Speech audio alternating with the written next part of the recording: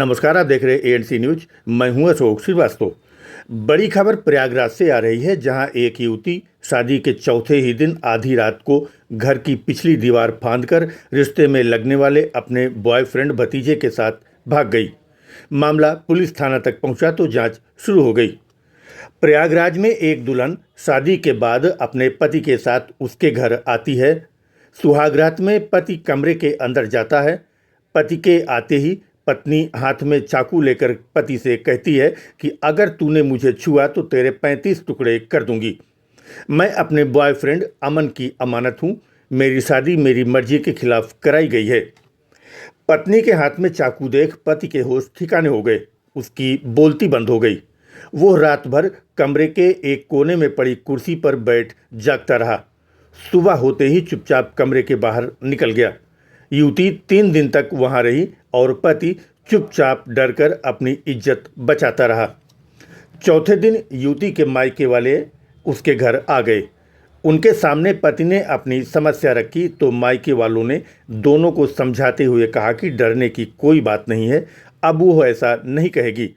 लेकिन मायके वालों के जाते ही रात में युवती घर के पीछे की दीवार फांदकर अपने बॉयफ्रेंड अमन के साथ भाग निकली। पूरा मामला प्रयागराज के नैनी थाना क्षेत्र के एडीए कॉलोनी में रहने वाले राम आश्रय निषाद के बेटे कप्तान निषाद से जुड़ा है। कप्तान की शादी बड़े धूमधाम से करछना थाना क्षेत्र के डीहा के रहने वाले लक्ष्मी नारायण निषाद की बेटी सितारा से हुई थी।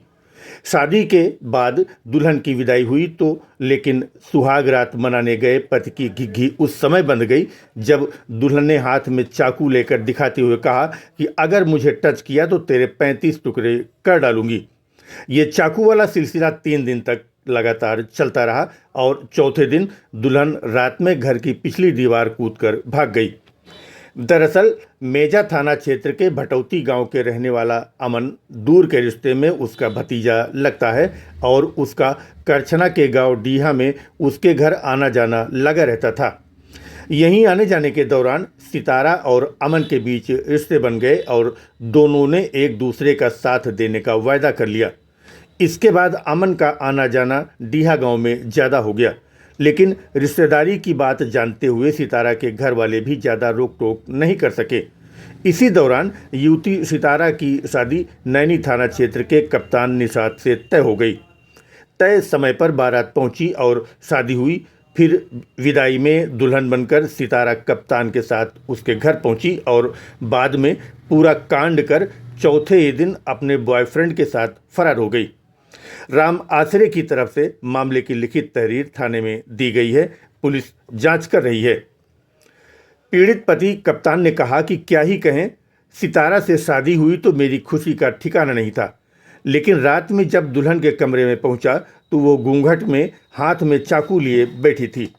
दूल्हा कप्तान निषाद ने बताया कि जब वो उसके नज़दीक गया तो बोली कि टच मत करना, मैं अमन की अमानत हूँ, छुआ तो तुम्हारे 35 टुकड़े कर दूंगी।